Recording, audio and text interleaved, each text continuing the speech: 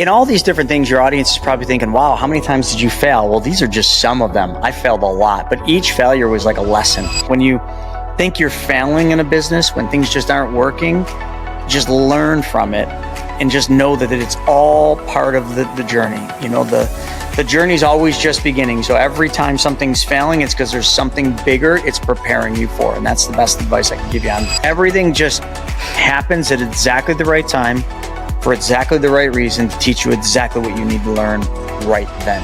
From then to now, you know, we've helped thousands of people. I mean, like, I'm talking like 6,000 to 8,000 people, depending on if it's just me and my team or my team and Brent.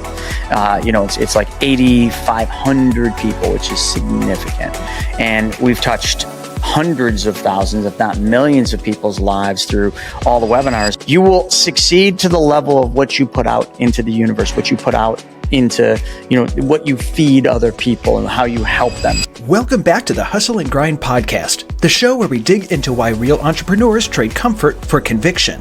This isn't about vanity metrics or overnight success. It's about the stories behind building a reputation that actually matters. I'm your host, Andrew, keynote architect, platform builder, and fellow founder in the trenches. Today, I'm sitting down with Chris Naugle, the visionary founder of The Money School. He's gone from a pro snowboarder to managing tens of millions in assets as America's #1 money mentor. Chris's journey is a testament to the idea that success isn't about the resources you have, but about how resourceful you can be. He's here to share how he's empowering thousands to take control of their money and build lasting financial freedom. So, Chris, thank you so much for being on the podcast again. It's always awesome to talk to you. You've been an amazing friend and mentor for years. So really happy to have you back on, man. Thank you so much. Yeah, what an honor. Thanks, man. You know, getting to come on any podcast twice means you're doing something right or someone likes you. So appreciate it. You've been asked for season 2. I mean, oh, if only that happened with HGTV. Actually, I'm glad that it didn't. You know, it really was because, you know, like we've known each other for years. So to go to the background, though, with that TV show, it was funny. It was funny watching like what would have happened or what could have happened if that TV show went on. I could tell a story all day long, but go ahead and explain kind of what that pivot was and then what happened with the industry later, because I think it was more of a godsend than it was anything else. Well, it was like a two-phased pivot. So the first pivot, I was doing all the real estate stuff, which led up to the TV show and my wife's desire to have the show. Mm-hmm. And, so we had the vision. We talked about it all the time, but I was a financial advisor. That was my primary income. And I remember, I had a bunch of outside business activities because of the real estate, and the compliance officer was kind of like another one, and then I remember when we got approved for the show, I told the compliance officer, and she's just like, no, I'm not approving a national television show. You have to decide, are you going to be a financial advisor or are you going to be a TV show star? Which to me at that present point was like, thank you. And I sold my financial advisory practice to Mike, a guy that was in the same firm right next to me, and exited that. And then I started doing the show. And then that dreaded day after the show was done, and, literally, like, you remember that. We were like number 2 out of Greenlight, which a lot of your audience won't know what that means. But when you're doing a television show, there's other shows that you're up against. And there's this thing called Greenlight where basically you're put against the other shows. Your pilot, your sizzle reel, if you will, is put against the other shows. And the TV execs are watching all these shows, kind of ranking it. And, it's just like you're neither number 1, number 2, or you don't even make the cut. So it's a very stressful period of time. And I remember I got the news from our producer that we were number 2 coming out of Greenlight. Now, to me, because I'm a competitive guy, I'm like, who's number 1? Because if you're not first, you're last. But nonetheless, the show aired, and I remember it was just so awesome. We did the whole rollout. We did we had a ton of fun with it. And then the final time we aired was we were airing right after, like, the show that kind of started it all, which was Flip or Flop, Tarek and Christine, who had offered us a show that we turned down because we had our own show called Risky Builders. And we aired, and the numbers came out. They were good, but not like super great, but like enough. Mm-hmm. And the producer was like, these are great numbers, following Flip or Flop. I'm like, but our other ones were so much higher.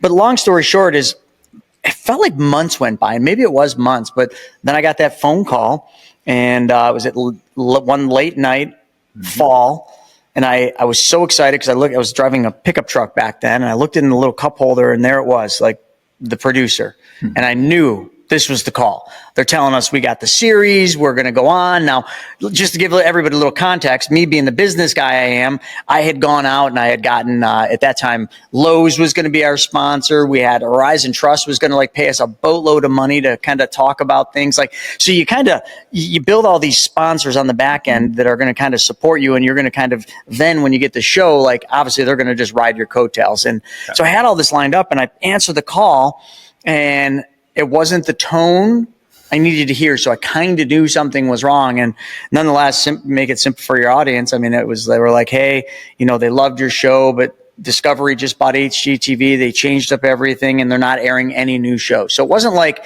they nixed our show. They nixed every new show that was going through this whole process. So that was it. So that door just slammed in my face. I'll never for the rest of my life forget that moment. Yeah. I was crushed. But the biggest crushing thing was now I had to go home and tell my wife this, which I thought was just going to destroy her.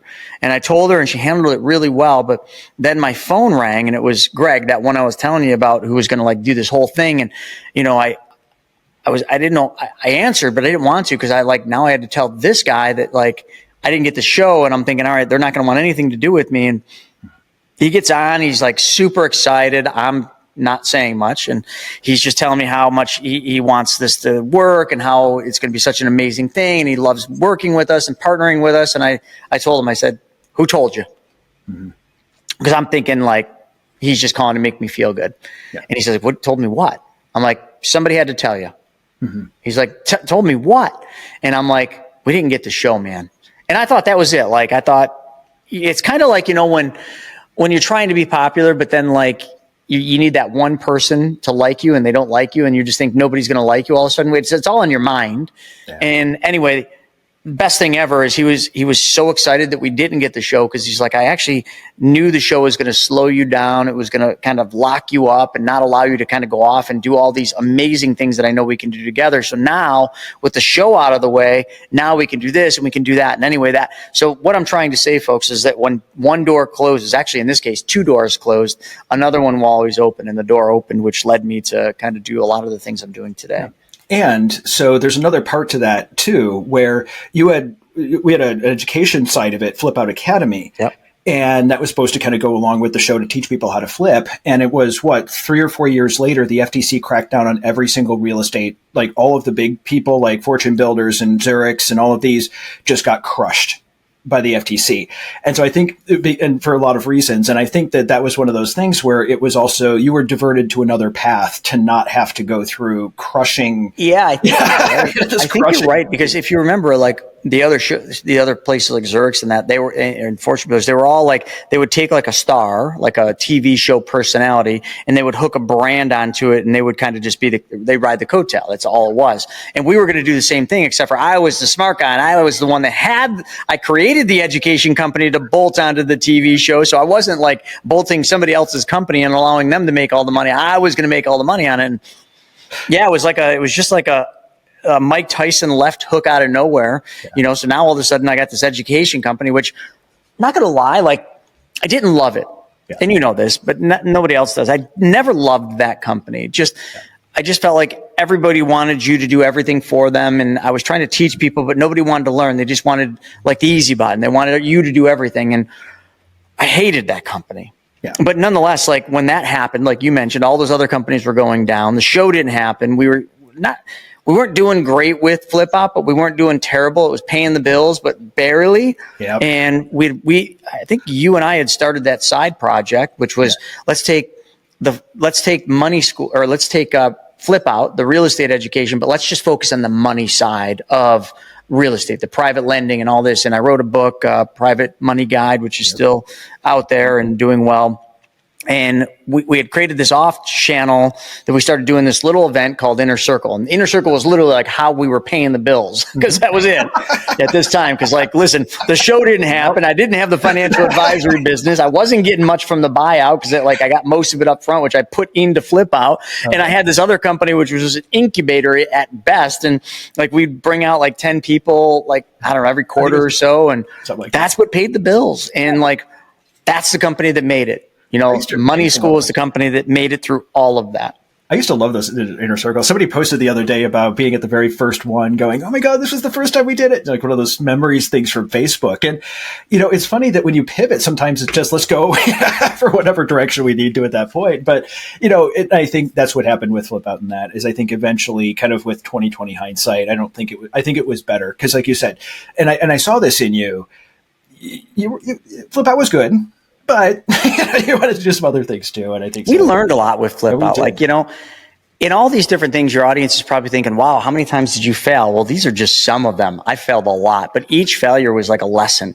Each failure taught us so much. Like Flip Out, the big thing we learned in Flip Out is we learned marketing and branding. Like we got really crystal clear on how to market it, how to brand it. And we were building processes and procedures because we knew that company was going to have to survive without me and my wife when we got the show, because we'd be out filming every day. So the company was built on processes and procedures, on a marketing plan, and we even had technically a chief marketing officer. And it's funny, that chief marketing officer way back then is now our chief marketing officer now. He wasn't for a long time, but now he's back. Yep. So, it's just interesting, all the stuff we learned in each one of these things that didn't work to kind of, have the success. And I think anyone listening, like when you think you're failing in a business, when things just aren't working, just learn from it.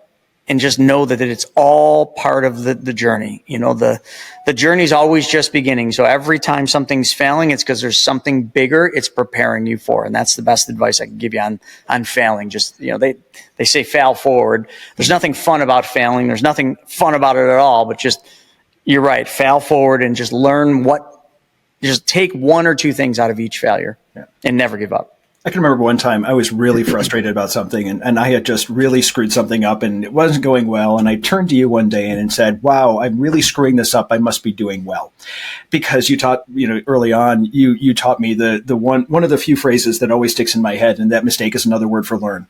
And if you're making mistakes, you're learning, you're trying, you're getting outside of that bubble, you're getting outside of that comfort zone, you're trying something new.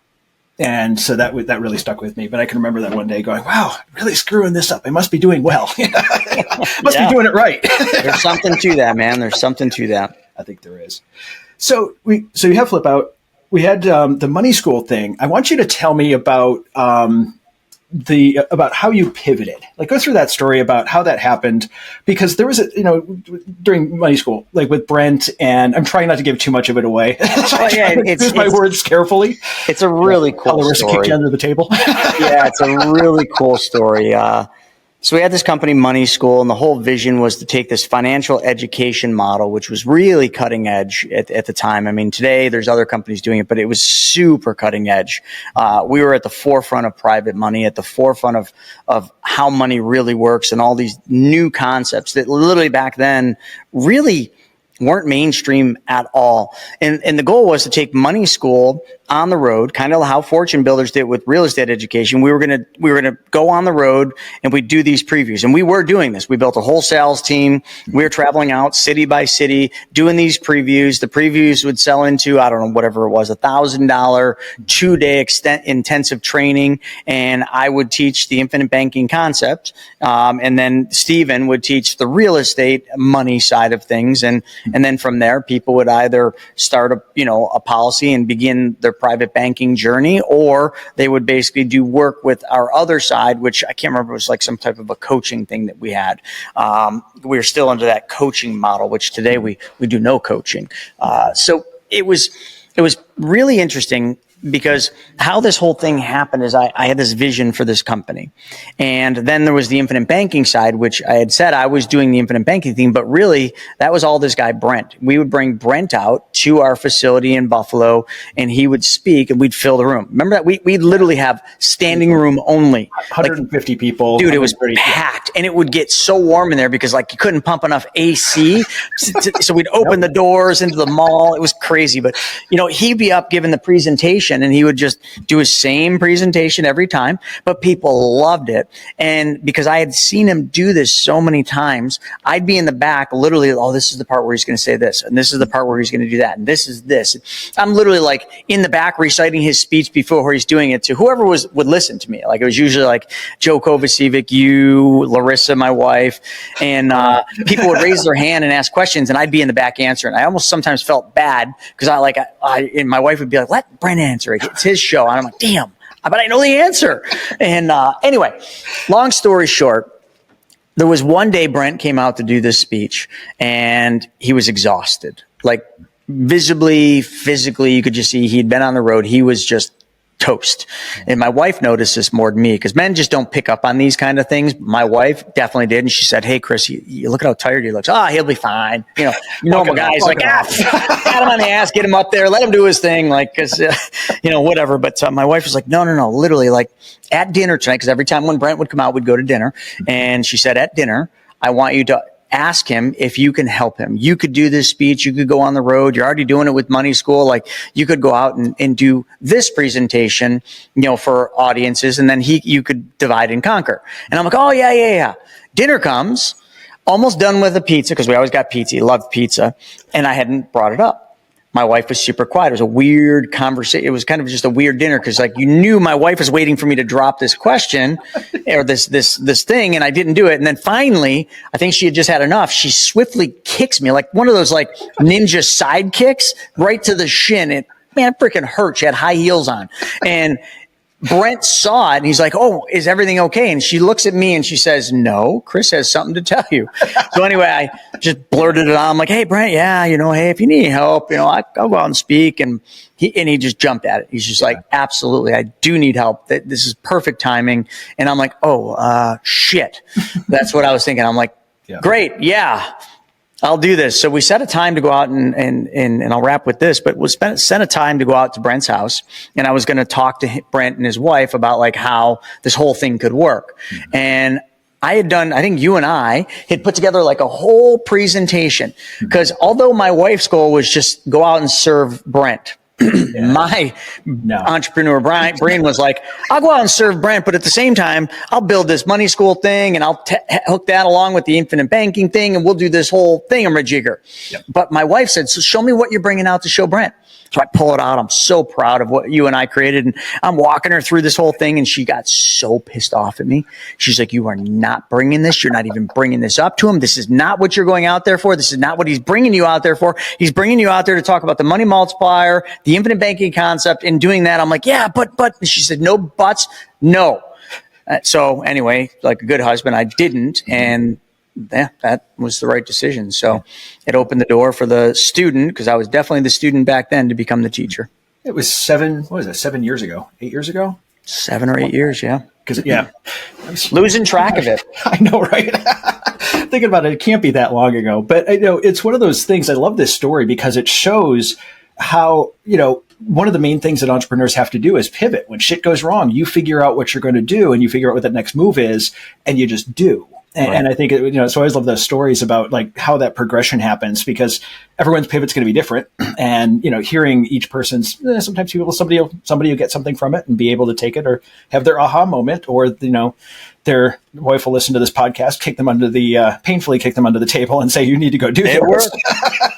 It worked. And the interesting thing is, you put so much time and energy into your goal that, then all of a sudden when like you have to abandon it because something else happens and you go down a different path, you feel like you did all that work for nothing, but all that work actually was for something, because it sets the stage and literally creates the foundation for what's next. Mm-hmm. So like all the business plans and all the things I did for each one of these companies, like they were painstakingly long, process driven. And then all of a sudden, like none of them were used, because all those companies, we kind of put them aside. They all exist. Like Flip Out still exists. It holds a piece of paper called the trademark. That's what the company's existence is now. I don't even know why I still have it, but for sure. everything just happens at exactly the right time for exactly the right reason to teach you exactly what you need to learn right then. and to prepare you. So even though Flip Out didn't work out, we learned a hell of a lot about marketing. And so now that helped with the money multiplier and the money school side of things, because marketing is a huge part of that business. And so each thing kind of compounds on it, and you learn something throughout all of this, Right. So, and it's just even like looking at it now. So like, let's just say that was 7 or 8 years ago from then to now, we've helped thousands of people. I mean, like I'm talking like 6,000 to 8,000 people, depending on if it's just me and my team or my team and Brent. It's like 8,500 people, which is significant. And we've touched hundreds of thousands, if not millions of people's lives through all the webinars. And it's just, each one of these like little things, at the time you read a book and you remember I was in an airport. This is back when I was traveling a lot. I was doing what my wife wanted me to do, go on the road, speak, do the presentations. And I write a lot because you have a lot of dead time at the airports, a lot of dead time on airplanes. So I started reading a ton of books, and I was reading Russell Brunson's, Brunson's book. I always screw up Brunson and Branson, but nonetheless, I was reading his book, I think Funnel Hacker or something like that, Funnel Hack. Whatever the book was called, but there was this whole part, and I love stories. He's telling the story of how when he was younger, he would make potato guns, and everybody wanted these potato guns. So he created this like thing that showed people how to create potato guns, and all of his friends bought it and everything else. And then he was like an online kid. So he put together like this webinar that every week at the exact same day, the exact same time, he would go on and do a webinar, and he would show this whole potato gun thing. And at the end, he would sell you the kit to build your own potato gun. And that's how he started. Like, that's how all of that stuff started. Now, today, I don't know if he's a billionaire, but he's definitely like 100 millionaire. I mean, it's just, but think about it. It started with a potato gun and an idea that, hey, my friends like this might be something people want. So I'll start doing a webinar. And then the webinar turned into this and turned into that, which then turned into ClickFunnels, which most of you, now that I told you what the name of the company is, you all use it. Exactly. So all I did is I said, hey, if Russell can do this, I'm going to do a webinar every single week. Same day, same time. Wednesdays at 1 o'clock. We're going to call it Wealth Webinar. And every Wednesday, I'm going to do a presentation where I'm going to teach people how to be their own bank. And then after I started doing that, people wanted to learn more. So then I would show them self-directed IRAs and how to be the bank with the retirement dollars, and just this continuation. And that started 7 years ago, and we have never missed a Wednesday. I still do that webinar. I still look forward to doing that webinar each and every week. And now we have hundreds of people every single week that join us for that webinar. It's just all because I read like a story about a potato gun in a book. Yeah. When it all started off with us doing Ask a Flipping Expert, every Wednesday at 8 p.m. And I think it was like your wife, your mom. That. We still do that. There's like 3 people on there. Yeah. Now it's called AMA, and it's basically happy hour. Ask me anything happy hour. But back then it was Ask a Flipping Expert. Why did we do that at 8 p.m. at night? Because one of the other people, Bob, would always be there. It was on the West Coast, and we'd have to do it after 5 p.m. his time. Holy crap, that's 3 right. 3 p.m. Pacific or 8 p.m. Eastern. That's right. So I would spend hours before in the office drawing out the whiteboards of what we were going to train. Because back then, like, we'd walk by each other. It wasn't what it is now. We had flip charts, like literally paper flip charts, and we would draw out the entire training on these flip charts. And oh my gosh, I totally forgot about that. And we just randomly come up with usually about 1 or 2 o'clock in the afternoon. Either you would pop by my office or I'd pop by yours. You go, what do you want to talk about tonight? And we'd come up with something and just be like, okay, we're going to do permits. Let's talk about permits tonight. And we go through and do a whole thing on it. That was fun. And, I think they had a lot of impact as well. Again, it's still going on to this day. And it was really interactive. It was fun to do. And, it was still marketing. And that's why, I like bringing that up, because it's, webinars don't have to be dull. They can be fun, and they can be interactive. They don't have to always be the same thing over and over again. Yeah. And today we do 6 webinars every single week, all live, no evergreen crap. And, we'll continue adding on. It's just like, and it's just kind of funny. Here's a really important lesson in my life. Mm-hmm. I went out to California. I was broke as a joke. And I was a financial advisor. Not that wasn't doing well, but I was just putting all the money I made into real estate. Mm-hmm. And so I'm like torn. I'm like, who is Chris Naugle? Am I a financial advisor because I wear a suit every day and I got a financial advisory practice, but I'm kind of not liking it?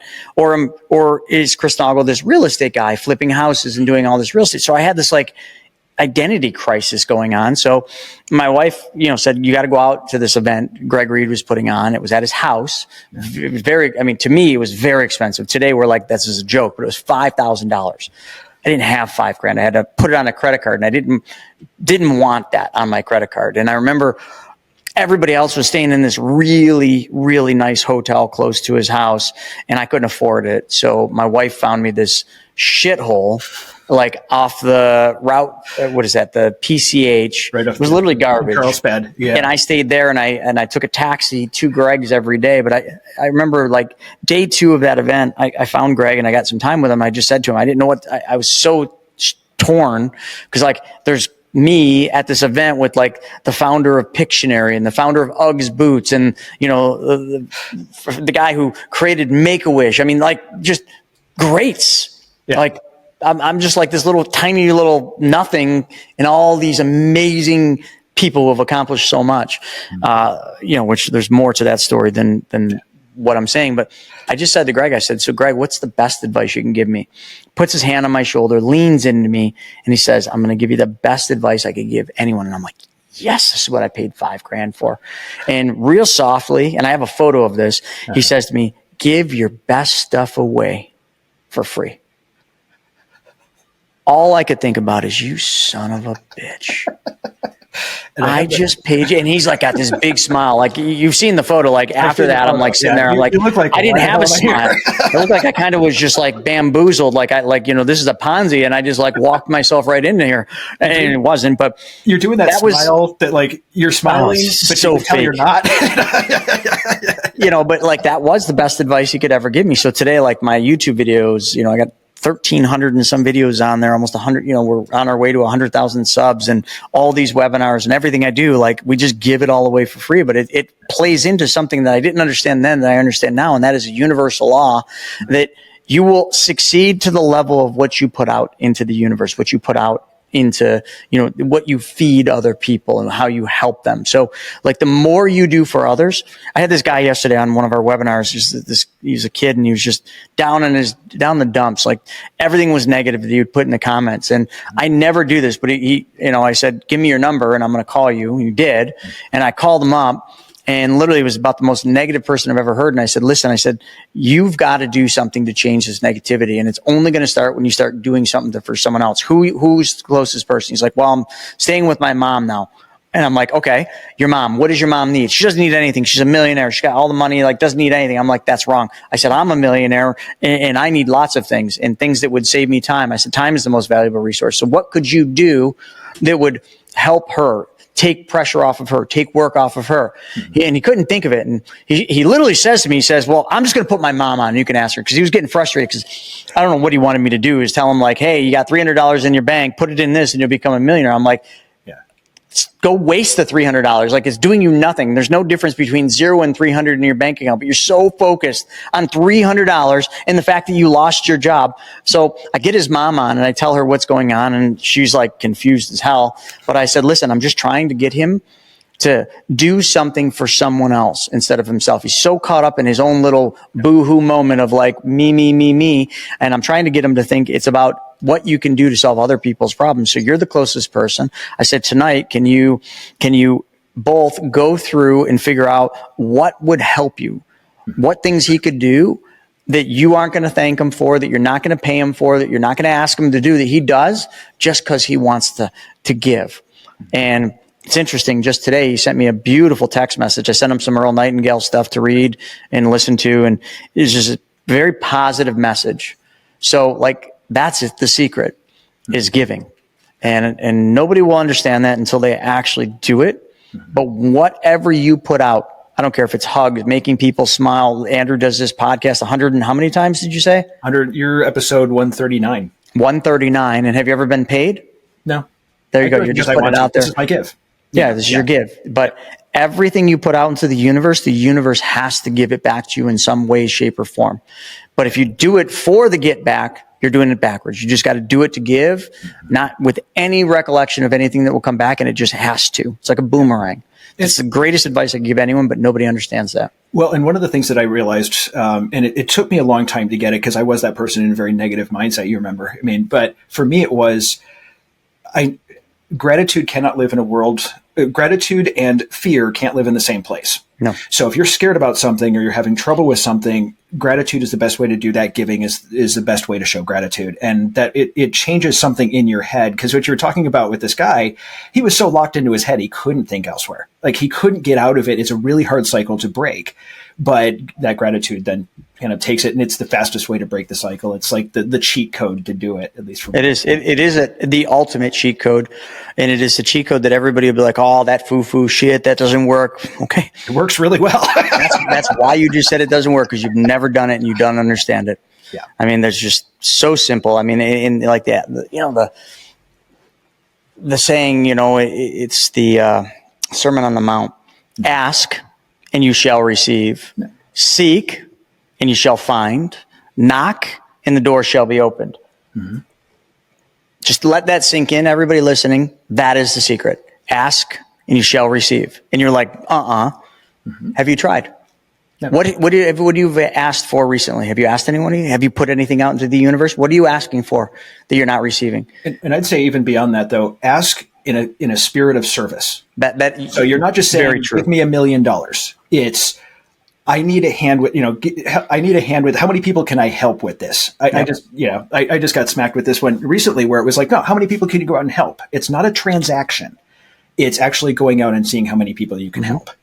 So ask for things that can help others. And seek and you shall find. And you feel like, well, you don't know. Okay, what have you seeked? Who is the one person you'd like to do? Have you gone out and tried to seek them out?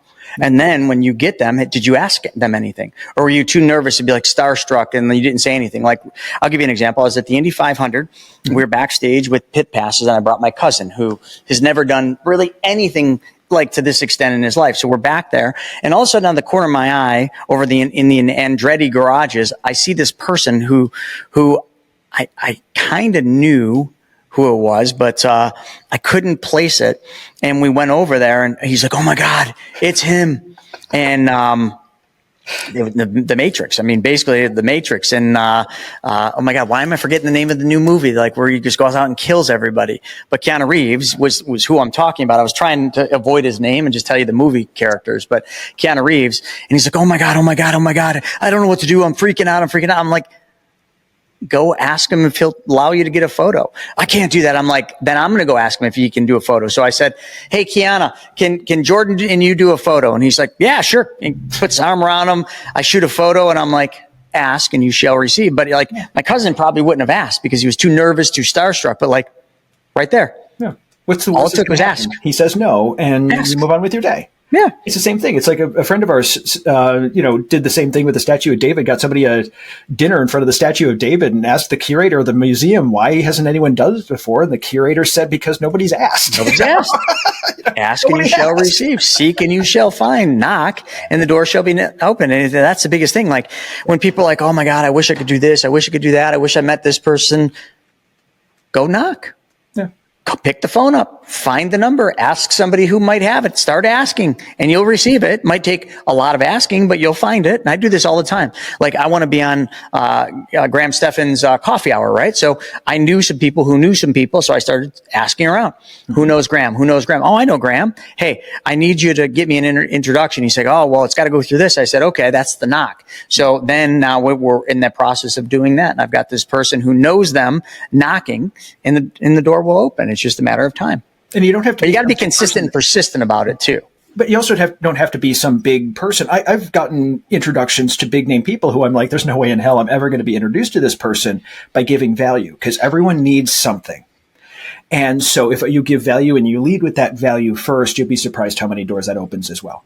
I'll give you another. I mean, in today's world, it's a whole different world now than it used to be, because you got social media. Everybody's on social media. Like, dude, if you wanted to meet, I don't know, pick your actress or actor, they're on social media, whether they check the channel or not. But I'll give you an example. Like I was a pro snowboarder, and back in my era, there was this rider who was the GOAT. Like he was the greatest snowboarder of all time, like the top of the top of the top of the top. And I'm not talking Shaun White, because at that time Shaun White was just a kid, and I did meet Shaun White, but it was Teddy Hawkinson. So, what I wanted to do is I wanted to bring him on my podcast. And this is going back years and years ago, probably 5-6 years ago.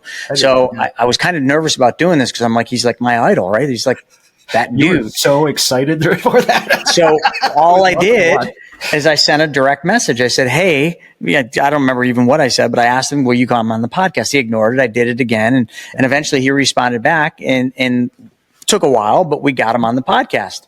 It was like, I was like that kid in a candy store. I was like starstruck because I had my childhood hero, like the greatest snowboarder of all time. I would still say he still is, on my podcast. And you guys can all go watch the episode now. Terje Hawkinson. Yeah. And it was an awesome podcast too. I remember watching that. And we did it twice, remember? Because I did it the first time and I was so excited about it that I overdid it. I had like this other pro snowboarder on and when he watched it, he's like, I don't like that. I don't want this one to air. Let's do it again. And then we did the podcast twice. Yeah, absolutely. But I remember you doing that. That was so much fun. That was just fun to watch. Like from the sidelines, it was so much fun to watch. It was a good time. Good times, man. So we're getting towards the end of things, and I do want to ask, because we haven't quite gotten into it. I think we got to do a bit in the bio that you started your first company in 16, so you've been doing this a couple of years? Just a couple. Few. I just turned 48. A few decades. So we've covered a lot here. What is one thing that you have learned over the years that you can give to people that would be that kind of, when things get difficult, what do you go to? Like, what is that thing that you do that helps you to get over those times? Because we all go through the suck. I mean, it happens. What was that one thing? So basically every day of my life, what do I do to kind of bring myself positive? Yeah. It's easy. I don't focus on the negatives and I focus on the wins for the day. What are the things that were the wins, or what did I do yesterday that was a success? And I just focus all my energy on that one thing and I ignore the negative thing. And I don't know why, but the negative thing always seems to go away. It's never really gone away, but you ignore it long enough and you focus on the positive. Then you're ready to come back to that negative thing and handle it like with full confidence instead of an emotional reaction. You actually logically come back and you answer it. So that is one thing I would say is really important, that when things are going bad and everything's bad, don't focus on the bad. Focus on the one positive thing. If you got a child, focus on the hug you gave your child before you left in the morning, and focus on that all day long. And I promise you, the bad things will all of a sudden turn. Yeah. But if you focus on those bad things, guess what happens? More bad things. Yeah. That's why I make my bed every morning. And I do that because at least one thing went right today. And I have one win. I start every day. Okay, so I always make my bed, and I do it like almost kind of a little bit, I don't know, too much. Like I make sure all the corners are perfect, and it's because I watched that one Marine do that speech, and he said, "How you do one thing is how you do everything." Yeah. And if I'm going to do a sloppy make of my bed, that's how I'm going to do everything in that day. So how you do one thing is how you do everything. Yeah, absolutely. Bud, thanks so much for being on today again. I really appreciate it. Always a great chat with you. And we'll have some more information in the description if you want to get to know a little bit more about Chris and some of the things that you're into right now. But again, Bud, thank you so much. Thank you so much. Appreciate it. Thanks, Bud. Thanks for tuning in to the Hustle and Grind podcast, where we unpack what it really takes to build something that matters. If today's conversation hit home, do me a favor. Share it with someone who's in the trenches too. And if you're building your own brand, platform, or message and want help turning that story into serious authority, head over to theauthorityforge.com to see how we can help. Until next time, keep showing up, keep shipping, and keep chasing the work that sets you on fire. I'm Andrew, and this was the Hustle and Grind podcast.